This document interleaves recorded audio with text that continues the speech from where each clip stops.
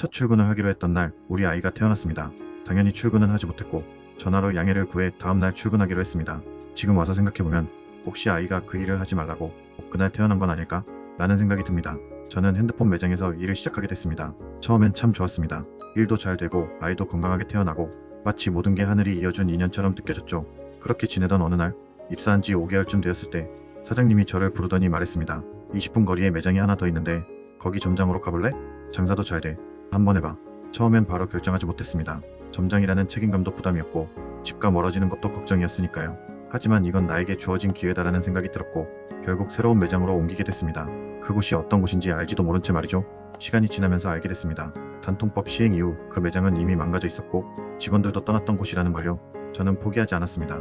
개인 돈을 써가며 홍보도 하고 별의별 방법을 다 써봤습니다. 하지만 매장은 계속 마이너스였고 월급은 적고 생활비는 바닥났고 결국 대출까지 받아가며 버텼습니다. 더는 버틸 수 없다고 느끼던 시점에 친척형이 연락을 했습니다. 와서 같이 일하자는 제안이었죠. 한 달 정도 고민하고 결국 퇴사를 결심했습니다. 사장님께 그 이야기를 전했을 때가 점장을 맡은 지 딱 1년이 된 시점이었습니다. 그런데 그때 충격적인 이야기를 들었습니다. 퇴사는 괜찮은데 지금까지 너와 직원 월급이랑 가게가 본 마이너스까지 네가 책임져야 해 라고요. 처음엔 말도 안 된다고 따졌습니다. 하지만 사장님은 계약서를 꺼내 보이며 말했어요. 매장 유지 비용 얼마 이상 못 벌면 그 차액은 점장이 책임지기로 한 계약이야. 여기 계약서 봐. 저는 사회 경험도 계약에 대한 지식도 부족했고 그 말이 그냥 맞는 건가 보다 했습니다. 결국 책임지겠다고 말하고 말았습니다. 다음날 사장님은 저를 불렀습니다.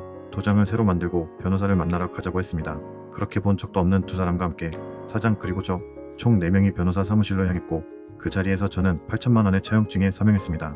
공증까지 받았습니다. 그 순간 정말 무서웠습니다. 거절하면 안 좋은 일이 벌어질 것 같은 불안감에 아무 생각도 들지 않았습니다. 사장님은 또 다른 곳으로 저를 데려갔습니다. 대출을 받자고 했습니다. 갚지 못할 것 같으면 지금 여기서 대출받아. 그 말을 듣는 순간 이건 정말 아니야 라는 생각이 들었습니다. 돈 벌어서 갚겠다고 말하고 그 자리를 빠져나왔습니다. 그날 이후 퇴사 처리됐고 친척형이 소개한 새로운 일을 시작했습니다. 한 달쯤 지났을 때 문자가 날아왔습니다. 매달 300만 원씩 상환하라는 내용이었죠. 사장님께 전화해서 한두 달만 기다려달라고 사정했지만 욕설과 협박만 돌아왔습니다. 결국 부모님께 말씀드렸고 동생과 함께 차용증을 들고 법률사무소를 찾아다녔습니다. 공증된 차용증은 법적으로 대응할 방법이 없다고 했습니다. 정말 하늘이 무너지는 기분이었습니다. 그때 마지막으로 한 군데만 더 가보자며 방문한 곳에서 개인회생 절차를 권유받았고 그 길만이 유일한 해결책이었습니다. 지금 생각해보면 정말 바보 같아 보입니다.